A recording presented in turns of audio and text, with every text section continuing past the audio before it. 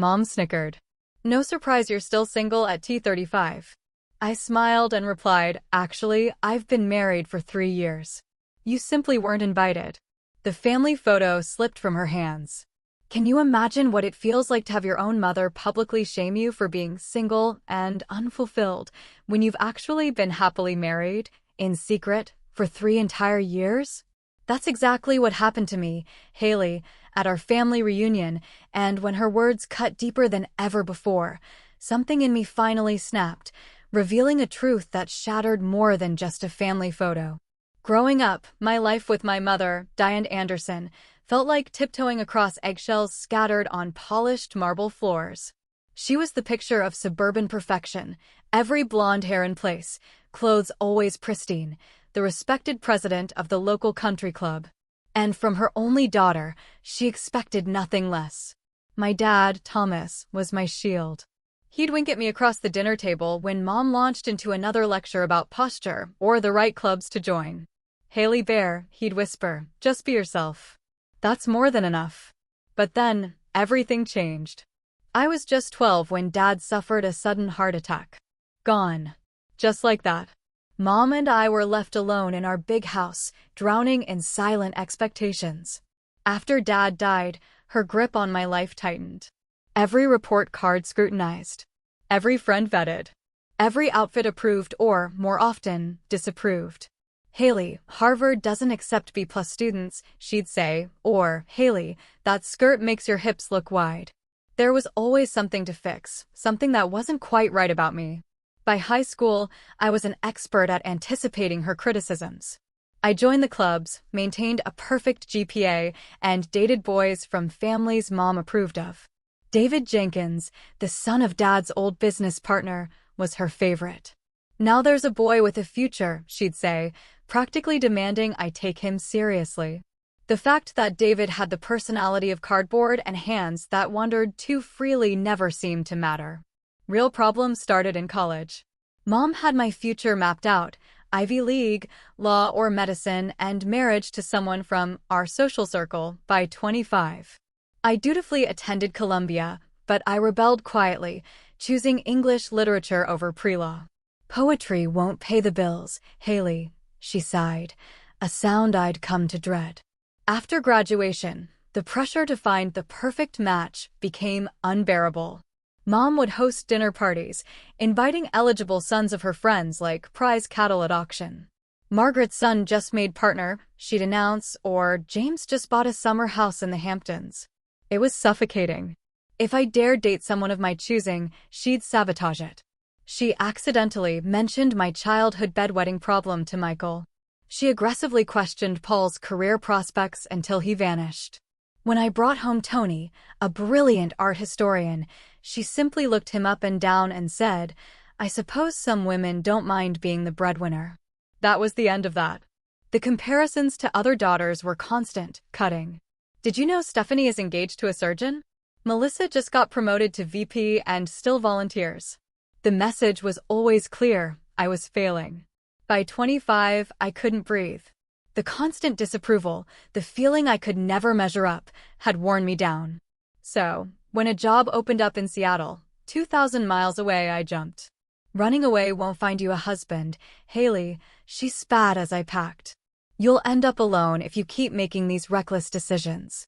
I moved anyway, telling myself it was just for a year or two, just to gain some independence. But the truth was, a part of me still longed for her approval. Every small success, every achievement in my new life, I'd measure against one question. Would this finally be enough to make Mom proud? But as the physical and emotional distance grew, I started to breathe. I started to discover who I was beyond the confines of her expectations. What I didn't know then was that 3,000 miles wouldn't be far enough to escape her shadow.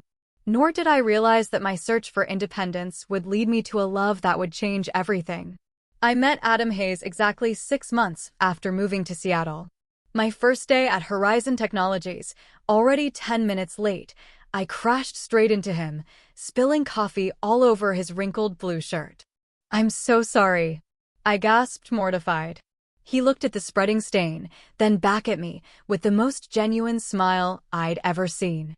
This shirt was due for retirement anyway, he chuckled, extending a hand. Adam Hayes, lead software engineer, and now walking coffee advertisement. There was something immediately disarming about him. Tall, unruly dark hair, glasses sliding down his nose, a relaxed demeanor so unlike the high-strung personalities I'd grown up around. He showed me to my meeting, then offered a proper tour. That tour somehow extended to lunch, where I learned he grew up in a small Oregon town, the son of a teacher and a nurse. He'd put himself through college, and now, at 32, he was respected in his field, but completely uninterested in the corporate ladder. I just want to build things that help people, he said simply. Titles and corner offices never interested me much. I could almost hear my mother's assessment. No ambition. No connections. Probably no savings. But his authenticity drew me in. We became friends, grabbing lunch, exchanging emails, occasionally meeting with colleagues for happy hour.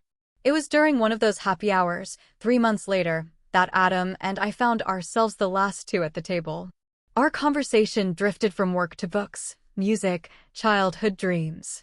I told him about my secret passion for photography, something I'd abandoned because Mom thought it was just a hobby. He listened with genuine interest, then insisted we leave immediately to buy me a camera. Life's too short not to do what you love, even if it's just on the weekends, he said, as we left the electronics store, clutching my first professional camera. That night, as he walked me to my door, Adam kissed me. It was gentle, questioning, giving me every chance to pull away. Instead, I leaned in, feeling something click into place that I hadn't known was missing. Our relationship blossomed.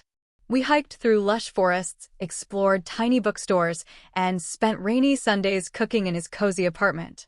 Adam encouraged my photography, framing my pictures, proudly showing them off. For the first time, I felt seen for who I was, not who someone wanted me to be. He loved my quirks, listened to my dreams, and made me feel like I was enough, just as I was.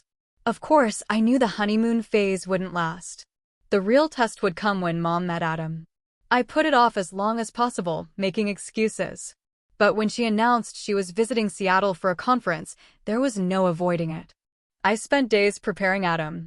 She can be critical, I warned. She has very specific ideas about the kind of person I should be with. Adam squeezed my hand. Haley, I love you. Your mom might not approve of me right away, but I'm not going anywhere. We'll figure it out. The dinner was every bit the disaster I'd anticipated. Mom arrived early, impeccably dressed, making my outfit feel shabby. Her eyes narrowed when Adam stood to greet her, taking in his casual button-down. So, Adam, she began. After the briefest introduction. Haley tells me you work with computers. Is there much future in that? It was the first volley in a 3-hour interrogation. She questioned his education, a state school? How quaint. His family background, teachers are so underappreciated, though I suppose it explains your salary expectations.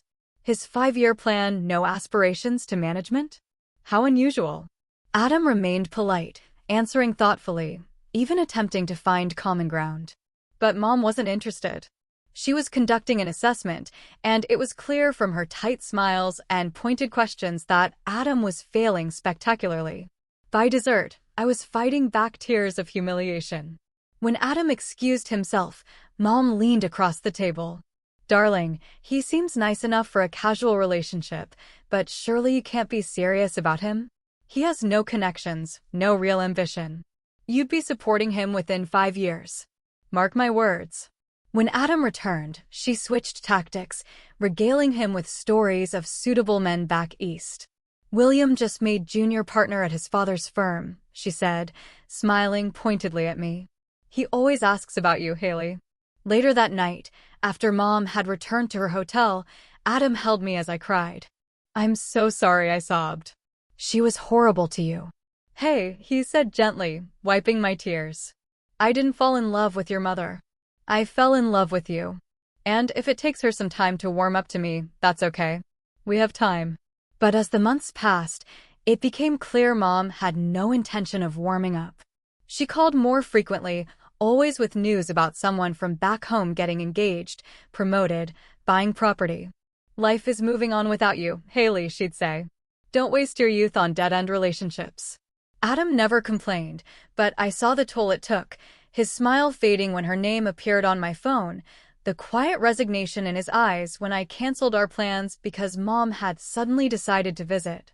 Despite everything, he remained patient, loving, supportive. And I fell more deeply in love with him every day, even as I worried about our future. 6 months into our relationship, Mom's interference shifted from passive-aggressive comments to active sabotage. It started with a little surprise she arranged for James Whitmore, the recently divorced son of her bridge partner, to accidentally be in Seattle during her next visit. "I thought we could all have dinner," she said innocently. "James is staying at the Four Seasons for a conference, and he remembered how you two hit it off years ago." I had no recollection of ever meeting James Whitmore, but that didn't stop Mom from orchestrating an awkward dinner where she practically pushed me into his lap while Adam watched in stunned silence. James, to his credit, seemed as uncomfortable as I was, especially when Mom began listing my accomplishments as if reading from a resume. "Haley graduated cum laude from Columbia," she told him, completely ignoring Adam. "She could have gone to law school, but decided to explore her options first. Such a shame. But it's never too late, is it?" After that dinner, the floodgates opened. Suddenly, Mom was connecting me with every eligible bachelor passing through Seattle: Michael, the neurosurgeon; Christopher, the hedge fund manager; Tyler, the recently relocated attorney whose mother was Mom's former Vassar roommate. The phone calls became more frequent, more pointed. "Haley, darling, I'm just concerned about your future. You're approaching 30. Do you really want to waste these crucial years on someone who will never fit into our world?" "Adam is my world now, Mom," I'd counter, only to be met with a heavy sigh. "You always were stubborn, just like your father. Look how that turned out for him. Working himself to death in a job that never appreciated him." That comment, bringing my father into it, broke something inside me. "Don't talk about Dad that way." I cried, my voice shaking. He was happy. He loved his work and his life. Not everything is about status and connections. "Clearly, Adam has been filling your head with this bohemian nonsense," she replied coldly. "Your father could have been so much more if he had listened to me. I won't stand by and watch you make the same mistakes." The tension reached its breaking point during the annual family reunion at my Aunt Patricia's lake house. Mom insisted I come alone, claiming it was family only, but I knew it was because she didn't want to introduce Adam. Against my better judgment, I agreed, not wanting to cause a scene. I should have known she had ulterior motives. She'd invited Bradley Wilson, the recently divorced son of a college friend, looking for a nice girl to settle down with. Bradley was handsome, in a generic way, with perfectly coiffed hair and a country club tan. He was also arrogant, condescending, and couldn't stop talking about his Porsche. During dinner, Mom clinked her glass. "I have a little announcement," she beamed. "Bradley has just been made partner at Wilson and Associates, and he's generously offered to give Haley some career advice. Isn't that wonderful?" Before I could respond, she added, "Who knows? Maybe he can convince her to move back east where she belongs." The entire table turned to look at me, expectant smiles on their faces. I felt trapped, cornered. "Actually," I said, trying to keep my voice steady, "I'm very happy with my job in Seattle, and I'm in a serious relationship." Mom's smile froze. "Haley is being modest. This little marketing job is just a stepping stone, isn't it, darling? And as for this boy she's seeing, well, summer flings are so nice, but winter is coming." The table erupted in laughter, and my face burned with humiliation. Later, as Bradley cornered me on the porch with thinly veiled propositions disguised as career opportunities, I texted Adam, "I can't do this anymore. Can you come get me?" 3 hours later, Adam's modest Honda pulled into Aunt Patricia's circular driveway. The look on Mom's face when I introduced him to everyone and announced we were leaving together was a mixture of shock, anger, and pure embarrassment. "You're making a scene, Haley," she hissed as I gathered my things. "No, Mom," I replied, loud enough for nearby relatives to hear. "You've been making a scene since the day I introduced you to Adam." The drive back to Seattle was tense. For the first time, Adam didn't try to smooth things over. "I can't keep doing this, Haley," he said finally, knuckles white on the steering wheel. I love you, but your mother is never going to accept me, and I can't spend the rest of our lives being treated like I'm not good enough. Are you breaking up with me? I asked, my heart pounding. He sighed deeply. No. I'm asking you to make a choice. Either we find a way to set boundaries with your mother, or this relationship isn't going to survive. The next few weeks were some of the hardest of my life. I tried explaining to Mom that her behavior was damaging my relationship, but she dismissed my concerns. If your relationship can't withstand a mother's natural concern, then it's not strong enough to begin with, she said. Meanwhile, tensions with Adam grew. We started arguing about small things, the pressure from my family casting a shadow over our once easy relationship. I'd wake up crying silently, torn between the two people I loved most. The breaking point came when Mom showed up unannounced at my apartment one Sunday morning. Adam and I were enjoying a lazy breakfast when the doorbell rang. There stood Mom, designer suitcase in hand, announcing she'd decided to spend quality time with me for the next week. She dominated every conversation, criticized everything from my decor to my job, and made it impossible for Adam and me to have any private time. When Adam suggested dinner to clear the air, Mom declined, claiming a headache, only to call an hour later, asking me to come home because she was lonely. After Mom finally left, Adam and I had the biggest fight of our relationship. She's never going to stop, Haley, he said, pacing our small living room. She'll keep interfering until she gets what she wants, which is us breaking up. What am I supposed to do? I cried. She's my mother. And I want to be your husband, he shouted back, then stopped abruptly, looking as surprised by the words as I was. In the stunned silence, we both realized we had reached a crossroads. Something had to change, or we would lose each other. Neither of us knew then just how dramatic that change would be, or how it would alter the course of both our lives forever. 2 months after our fight, Adam and I took a weekend trip to the San Juan Islands, eager to escape the tension Mom had created. We stayed in a small cottage, hiking by day, watching sunsets paint the sky by night. On our second evening, Adam suggested a walk along the beach. The moon was full, casting a silver path across the dark water. We walked hand in hand, the only sound the gentle lapping of waves. Do you remember the first time we went to the coast? Adam asked, skipping a smooth stone. I smiled. You tried to impress me with your surfing skills and ended up with a bloody nose. He laughed. Not my finest moment, but you took care of me. And that's when I knew. Knew what? That you were the one I wanted to spend my life taking care of and being taken care of by. Before I could respond, Adam was down on one knee, pulling a small velvet box from his pocket. Inside was a modest diamond surrounded by tiny sapphires, matching the sea behind him.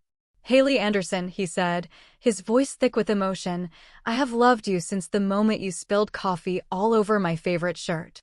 I love your kind heart, your quiet strength, your determination to see the good in people, even when they make it difficult. He took a deep breath. I know things have been hard with your family, but I promise to stand by you through whatever comes next. Will you marry me? Tears filled my eyes, and I nodded, unable to speak. When he slipped the ring onto my finger, it felt right in a way few things in my life ever had. We spent the rest of the evening making plans, dreaming, deliberately avoiding the elephant in the room, how my mother would react. Reality crashed back the moment we returned to Seattle. The weight of what was coming settled on my shoulders. I knew I had to tell Mom, and I knew it wouldn't go well. After 3 days of putting it off, I finally called her. My hands shook so badly, I could barely hold the phone. Haley, darling, what a nice surprise, she answered, her voice warm for once. I was just thinking about you. Patricia's daughter just got engaged to the most wonderful boy from Greenwich. His family owns that publishing company, you know the one. I took a deep breath. Mom, I have some news too. Adam asked me to marry him, and I said yes. The silence that followed was so complete I thought the call had dropped. Then came her voice, cold and controlled. I see. And when did this happen? Last weekend. We went to the San Juan Islands. Have you set a date? She interrupted. Not yet. We were thinking maybe next spring or so. There's still time to reconsider, she cut in again. Darling, engagements break all the time. No one would think less of you. I gripped the phone tighter. Mom, I'm not breaking the engagement. I love Adam, and we are getting married. Haley Elizabeth Anderson, she said, her voice dropping to a dangerous whisper, you cannot possibly be serious about marrying that nobody. What about your future? What about children? Do you want them growing up without the advantages you had? Adam is not a nobody, I said, my temper finally rising. He is brilliant and kind and loves me for who I am, not who he wants me to be. Is that a dig at me? She asked sharply. After everything I've done for you, I have only ever wanted what's best for you. No, Mom. You have only ever wanted what you think is best for me. There's a difference. The conversation deteriorated. Mom alternated between icy fury and tearful manipulation, telling me I was throwing away my future, that I'd regret this decision, that I was breaking her heart. Your father would be so disappointed, she said, delivering the cruelest blow.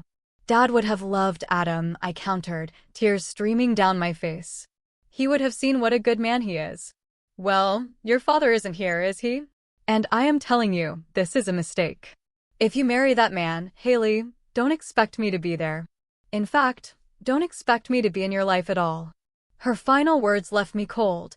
If you choose him over your family, Haley, don't ever call me mother again. The line went dead, and I collapsed onto the floor, sobbing uncontrollably. That was how Adam found me an hour later. He held me as I told him everything through hiccuping sobs. She said she'd disown me, Adam. She said not to call her mother anymore. Adam's face was grim, but his voice was gentle. Haley, I love you more than anything, but I need you to be sure. If you want to call off the engagement, I will understand. I looked up at him through swollen eyes. Is that what you want? No, he said firmly. I want to marry you. I want us to build a life together. But I don't want to be the reason you lose your family. I thought about Mom's ultimatum, her constant criticism, how she'd never accepted my choices. Then I thought about Adam, who loved and supported me unconditionally, who never tried to change me. You are not the reason, I said finally. I'm not calling off the engagement, Adam. I want to marry you. But what? I took a deep breath, the kernel of an idea forming. But I don't think I can face a big wedding with her there. Or worse, with her making everyone miserable. What would you think about eloping? Just us. Somewhere beautiful. Without all the drama. Adam studied my face. Are you sure that's what you want? Not just to avoid your mother, but really what you want for our wedding. I nodded, a strange sense of relief washing over me. Yes. Just us, making promises to each other. That's all that matters to me. 2 weeks later, we were married in a small ceremony on the same beach where Adam had proposed. His parents were there, along with his sister and her husband, and my 2 closest friends from Seattle. It was simple, intimate, perfect in every way, except for the hollow space where my family should have been. As we exchanged vows with the sound of waves crashing behind us, I made another silent promise. I would not let my mother's absence taint this day, or our future. I was choosing happiness, choosing love, choosing Adam. It was the hardest decision I'd ever made. But standing there, looking into the eyes of the man who loved me completely, I knew it was the right one. What I didn't know then was that this decision would set in motion a chain of events that would force me to live a double life for the next 3 years, a life of secrets and omissions that would eventually collide in the most dramatic way possible. Our honeymoon was a week in a small coastal town in Oregon. We stayed in a charming B&B, exploring tide pools and hiking, spending evenings planning our future. For that one perfect week, I didn't think about my mother or the family I'd left behind. It was just Adam and me, starting our life. Reality returned when we got back to Seattle. My mother had called twice during our honeymoon, leaving messages as if nothing had happened. Haley, darling, call me back when you get a chance. Janet Williams is hosting a charity gala next month, and I thought you might want to fly back for it. Her son, Stephen, just finished his residency at Mass General. I listened with a mix of sadness and disbelief. It was as if she'd completely erased our last conversation, along with my engagement to Adam. When I finally called her back, I carefully avoided any mention of the wedding. I can't make it to Janet's gala, I said. Work is really busy right now. Always work with you, she sighed. Well, When are you coming to visit then? It's been months. This began the strangest chapter of my life. I kept in touch with Mom through carefully choreographed phone calls and occasional visits back east, during which I would remove my wedding ring and slip it onto a chain around my neck, hidden beneath my clothes. Adam never came on these trips, understanding it was easier this way, though I could see the hurt in his eyes each time I packed my bags. When Mom visited Seattle, which, thankfully, was rare, I would temporarily move back into my old apartment, which we'd kept specifically for this purpose. Adam stayed with friends until she left. The apartment was maintained as if I still lived there alone, complete with a single toothbrush and no male clothing in sight. "This place could use a man's touch," Mom would often comment, looking around the deliberately sparse decor. I'd smile tightly and change the subject, the weight of my secret life growing heavier with each lie. Meanwhile, Adam and I built our real life together in a cozy house we purchased in a quiet neighborhood. It had a small garden where Adam planted vegetables and a spare bedroom we talked about turning into a nursery someday. We made friends, joined a book club, and settled into the comfortable routines of married life. My career flourished. I was promoted to senior communications director.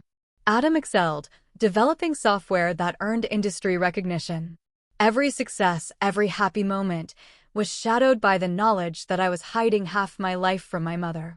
There were times I almost told her, when the weight of the deception became unbearable. But then she'd make some cutting remark about Adam or my career choices, and I'd remember why I'd made this decision. Our second anniversary coincided with unexpected news. I was pregnant. Adam and I had been trying for a few months, but the reality still took my breath away. As the doctor confirmed what the home test suggested, Adam squeezed my hand, his face a mixture of joy and disbelief. "We're going to be parents," he whispered. The pregnancy brought our double life into sharp focus. How could I hide a child from my mother? Would I pretend to be a single mother? The questions swirled as my body changed and our baby grew. We found out we were having a girl. Adam cried when the technician pointed to the screen and said, "Congratulations, it's a girl." That night, as we lay in bed discussing names, the reality hit me with full force. "My mother doesn't even know she's going to be a grandmother," I said, tears filling my eyes. "What kind of person does that make me?" Adam held me close. "It makes you someone who had to make an impossible choice. You did what you had to do to protect yourself and our family. That doesn't make you a bad person, Haley." Lily Grace Hayes was born on a rainy Tuesday in October. 7 pounds, 2 ounces of perfect baby girl, with Adam's dark hair and my green eyes. Holding her for the first time, I felt a love so fierce and protective it took my breath away. I also felt a renewed sense of grief for what my mother was missing and what Lily would miss by not knowing her grandmother.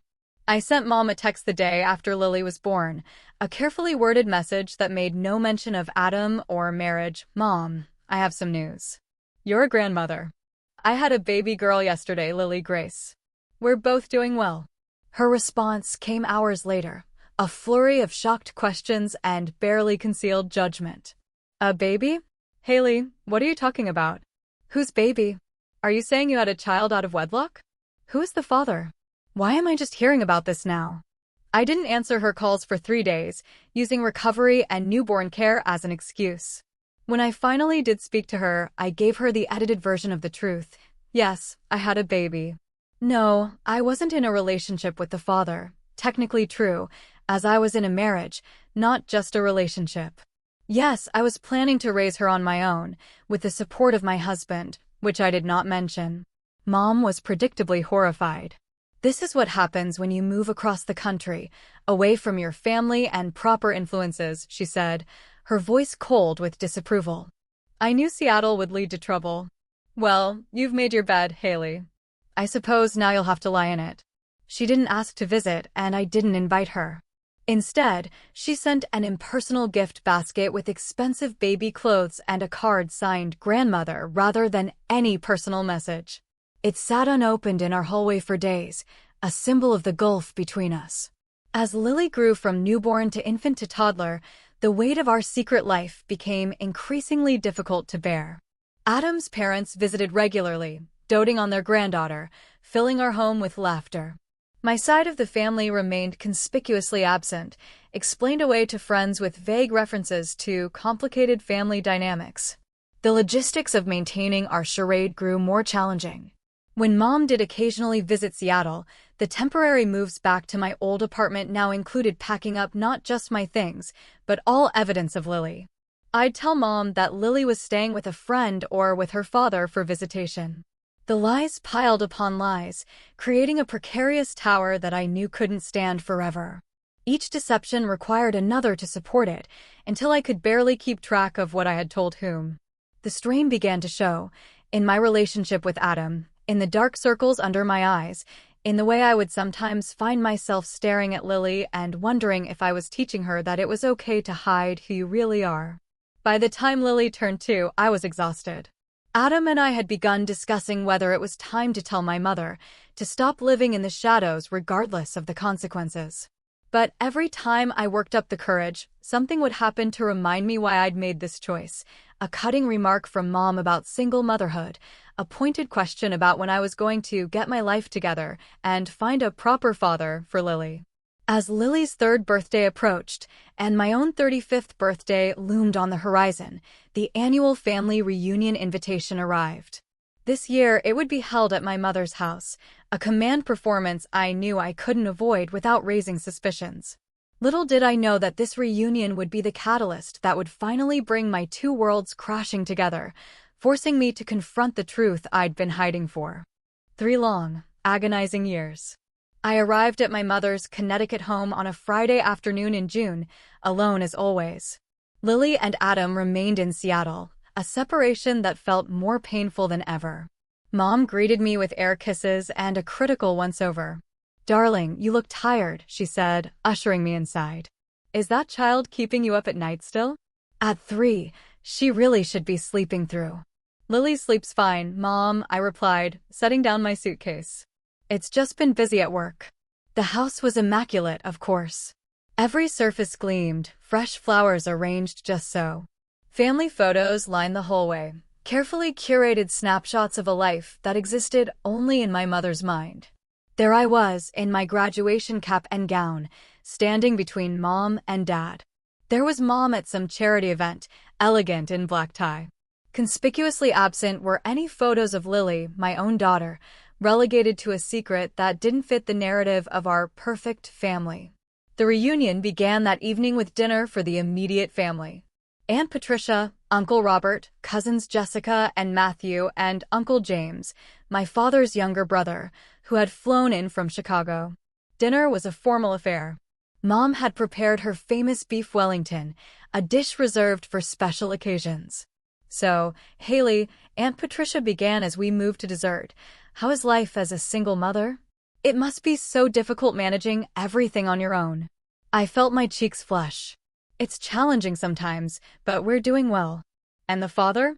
Uncle James asked, always direct. "Is he in the picture at all?" Before I could answer, Mom cut in smoothly. "Haley prefers not to discuss that situation, James. Some decisions, once made, are best left in the past." The way she said it, with that slight edge, made her judgment clear. I gripped my fork, fighting the urge to tell them the truth then and there. The evening progressed with more subtle digs and probing questions disguised as concern. By the time I retreated to my old bedroom, I was emotionally exhausted. I called Adam, speaking in hushed tones. "I don't know if I can do this for another 2 days," I confessed, curled up on my childhood bed. "Mom keeps making these comments, and everyone looks at me like I'm some cautionary tale." "Then tell them," Adam said simply. "Tell them the truth, Haley. Or come home. You don't have to stay there and take this." I sighed, looking around the room that had once been my sanctuary and now felt like a museum to a person I no longer was. "I can't just leave. That would only make things worse, and I'm not ready to tell them yet. I need to find the right moment." The next day brought the extended family, cousins, second cousins, great aunts, filling the house with noise and activity. I moved through the crowd, answering the same questions about Seattle, work, and Lily, carefully navigating around any mention of my personal life. It was during the formal dinner that evening that everything came to a head. Mom had seated me between Cousin Rachel, who had recently made partner at her law firm, and Great Aunt Eleanor, who dispensed unsolicited life advice. The table was beautifully set, candles flickering, the good china brought out. Mom stood at the head of the table, raising her glass. "To family," she said, beaming. "The most important thing in life." Murmurs of agreement rippled. "And to new beginnings," she continued. "Jessica and Matthew are expecting their first child in December, making me a great aunt at last." Congratulations erupted. I felt a stab of pain, thinking of Lily, who was already 3 and had never been acknowledged this way. "And of course," Mom added, her gaze sliding to me, "we continue to hope that Haley will find her way." 35 and still single. But as they say, it's never too late. Laughter rippled around the table, indulgent and slightly pitying. I sat frozen, wine glass halfway to my lips, as Mom continued, "Though perhaps it's time to accept that some women are simply meant for career success rather than family life. Not everyone can have it all, after all." "Actually, Mom," I heard myself say, my voice clear and steady despite the furious thundering of my heart, "I am not single." The table fell silent, all eyes turning to me. Mom's smile remained fixed, though her eyes narrowed. "Darling, what are you talking about? Have you been keeping secrets from your mother?" There it was.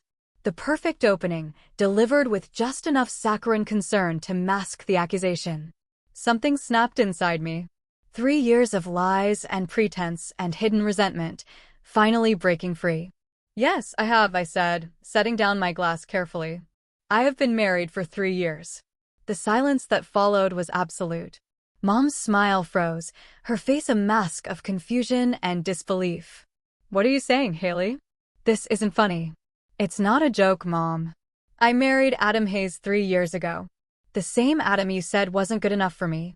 The same Adam who is Lily's father. And my husband." Around the table, relatives exchanged shocked glances. Aunt Patricia's hand flew to her mouth. Uncle James let out a low whistle. "That's not possible," Mom said, her voice rising. "You would have told me. You wouldn't have kept something like that from your own mother. Wouldn't I?" I laughed, a sound without humor. "You told me if I married him, I should never call you mother again. You gave me an ultimatum, and I made my choice." "I never said that," she protested, looking around for support. "Haley is exaggerating. We had a disagreement about her boyfriend. That's all." "Husband," I corrected. "And you did say it. You said if I chose him over my family, not to call you mother anymore. So I did what you asked. I never told you I got married. I never told you Adam is Lily's father. I never told you about our house or our life together or any of it." Mom's hand trembled as she reached for the small clutch beside her plate. She opened it, removing a silver-framed photo, the family portrait taken at my college graduation. "This is our family," she said, holding it up like evidence in a trial. "Just us." "That was 10 years ago, Mom," I said, pulling out my phone, opening to a recent photo of Adam, Lily, and me at the park, our faces close together, smiling in the sunlight. I held it out to her. Mom stared at it for a long moment. Then, suddenly, the frame slipped from her fingers, crashing to the table and sending shards of glass across the pristine white tablecloth. "You lied to me," she whispered, her face pale. "For 3 years, you lied to my face." "Yes," I admitted, "I did. Because you gave me no choice. You made me choose between the man I love and my mother, and it broke my heart. But I chose Adam. And it was the right choice. He loves me for who I am, not for who he wants me to be." Mom pushed back from the table abruptly, her chair scraping loudly. "I think you should leave," she said, her voice shaking with anger or hurt or both. "If this is how little our family means to you, that you would deceive us this way, then perhaps you don't belong here after all." I stood slowly, looking around at the shocked faces of my relatives. "I'm sorry you had to find out this way," I said to them. "I never wanted to lie to any of you, but Mom made it impossible for me to tell the truth." As I turned to leave, Uncle James spoke up. "Diane, this is ridiculous. She's your daughter. Are you really going to throw her out for getting married? Stay out of this, James." Mom snapped. "You have no idea what she has done. What she has done is create a family, Aunt Patricia said quietly.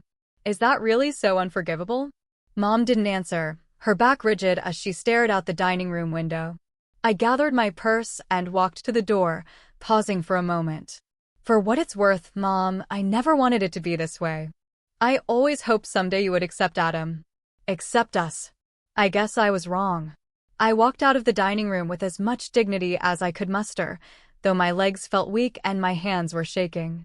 As I climbed the stairs to pack, I heard the murmur of voices rise behind me, arguments breaking out. In my room, I quickly threw my belongings into my suitcase, tears blurring my vision. I called Adam, who answered on the first ring. Haley, what's wrong? I told them, I said, my voice breaking. I told everyone about us. About our marriage. Mom kicked me out. Are you okay? Where are you going to go? I'll get a hotel for tonight and fly home tomorrow, I said, zipping the suitcase closed. I'm so sorry, Haley, he said softly. I wish I was there with you. Me too, I whispered. As I carried my suitcase downstairs, I found Uncle James waiting in the foyer. I'll drive you to a hotel, he said, taking the bag from me. This is not right, what Diane is doing. Thank you, I managed, grateful for the small kindness. As we walked to the door, Mom appeared from the dining room. Her face was composed now, but her eyes were red. So, you're really leaving, she said, not quite a question. You asked me to, I replied simply. She nodded once, a sharp, jerky movement. You've made your choice clear, Haley. No, Mom. You made the choice for both of us 3 years ago. I just lived with the consequences. I walked out the door without looking back, though I could feel her eyes on me as Uncle James loaded my suitcase into his car. As we pulled away, I caught a glimpse of her in the doorway, a small, rigid figure framed by light, watching her daughter leave for what might be the last time. In the car, Uncle James glanced at me. Your father would have liked Adam, you know. He never cared about all that status nonsense your mother is obsessed with. I nodded, unable to speak past the lump in my throat. We drove in silence to the hotel where Adam had already booked me a room. Before I got out, Uncle James squeezed my hand. Give her time, Haley. She's stubborn, but she loves you. Eventually, she'll realize what she's losing. I didn't believe him. I was too raw from the confrontation to imagine any path to reconciliation.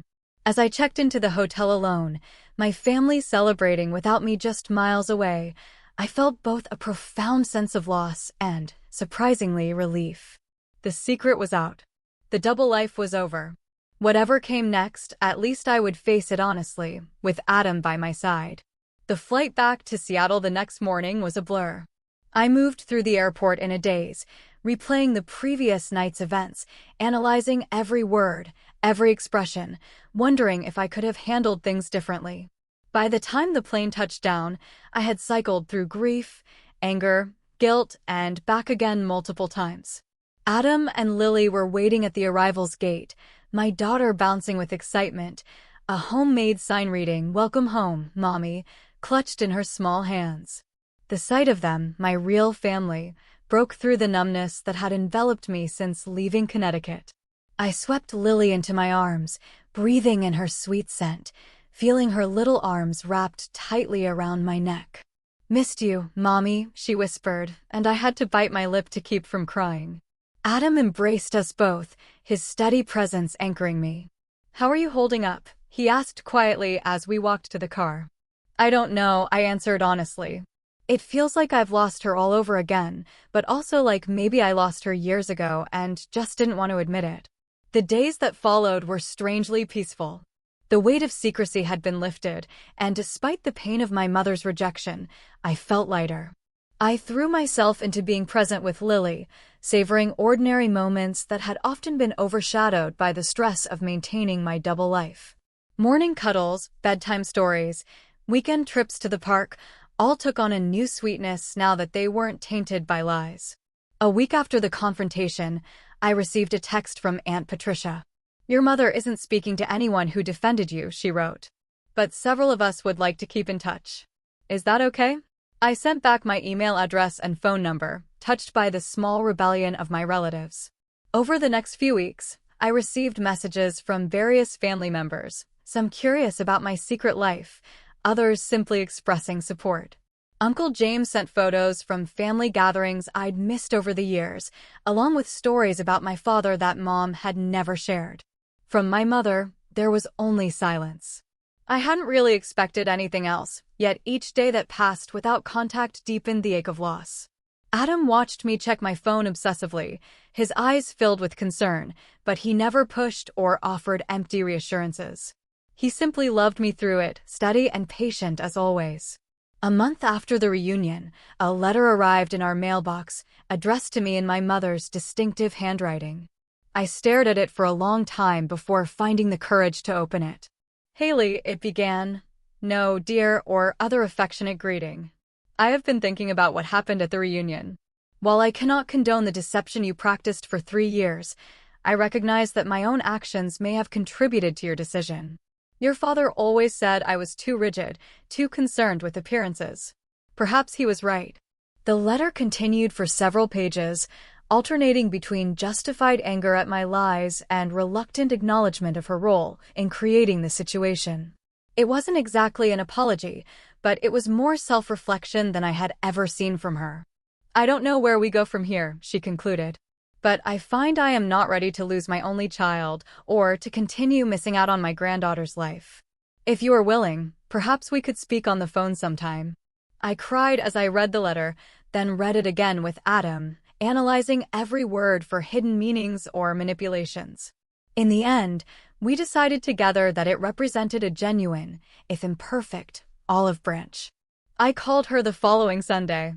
The conversation was stilted and awkward, both of us carefully avoiding anything that might trigger another confrontation. We talked about the weather, her garden, Lily's preschool. It was superficial, but it was a start. Those Sunday calls became a weekly ritual. Gradually, the conversations grew longer and more substantial. She asked questions about Adam, tentative at first, then with increasing interest. I shared stories about our life together, our home, our plans. She listened, occasionally offering comments that revealed she was still processing the reality of my choices. "You own a house?" she asked during one call, surprise evident. "With a garden?" "Yes, Mom. Adam grows vegetables. Lily has her own little patch where she plants sunflowers." A pause. "Your father always wanted a vegetable garden. I never had the patience for it." 3 months after the reunion, Mom asked if she could visit. Adam and I discussed it at length, weighing potential benefits against the risk of reopening old wounds. In the end, we decided to invite her, but on our terms. "You'll be welcome to visit," I told her during our next call. "But you need to understand that this is our home, our life. I need you to respect that. To respect Adam as my husband and Lily's father."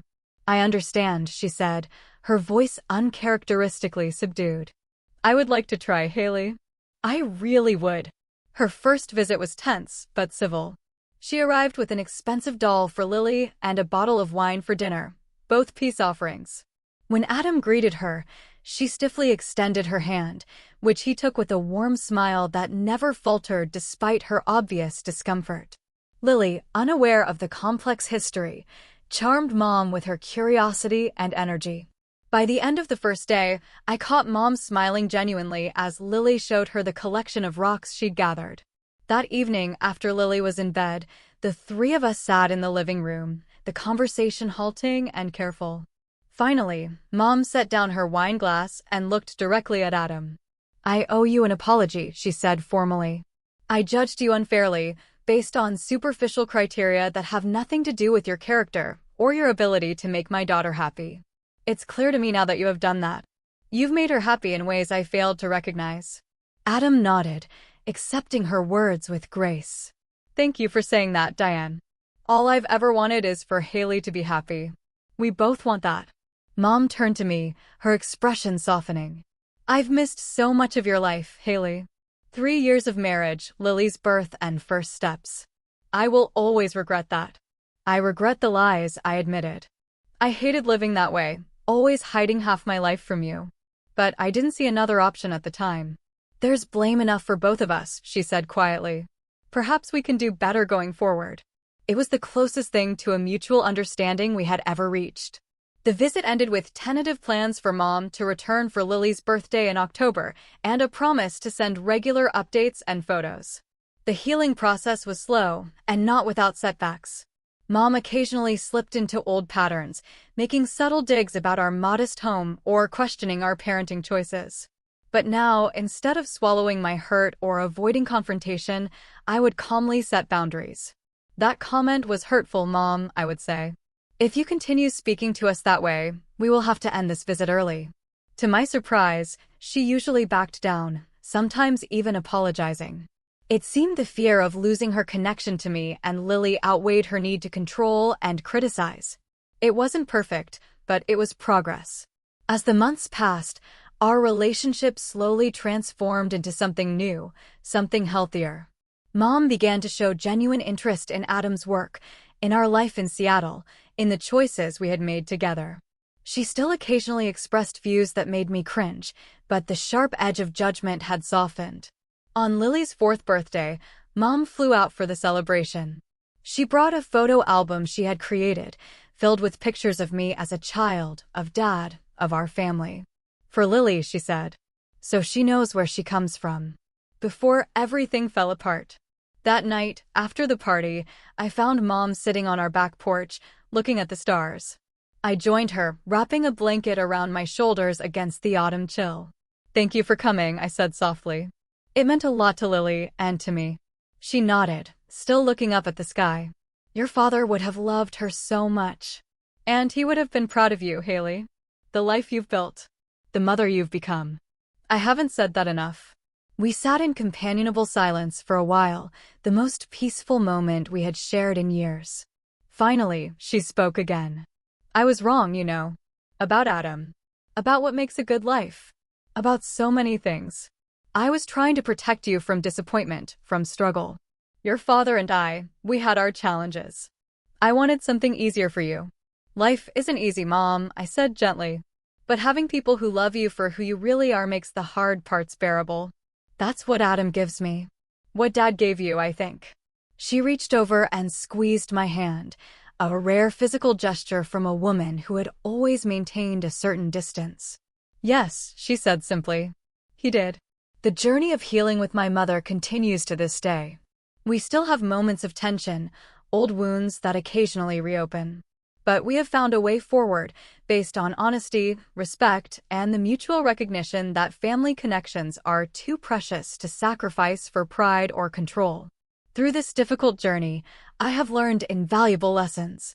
I've learned that true love accepts you as you are, without conditions or expectations.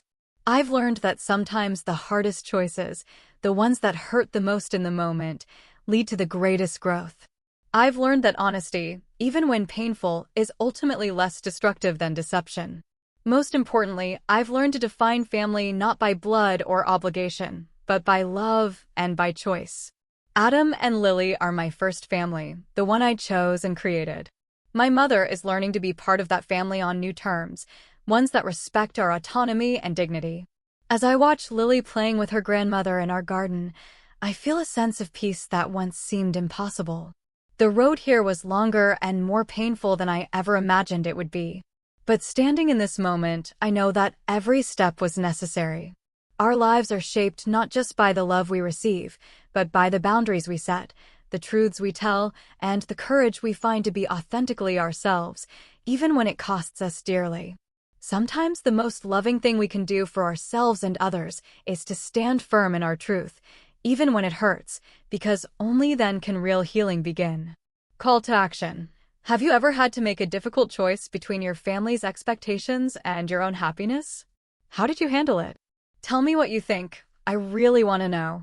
Share your story in the comments below, and don't forget to like, subscribe, and share if this resonated with you.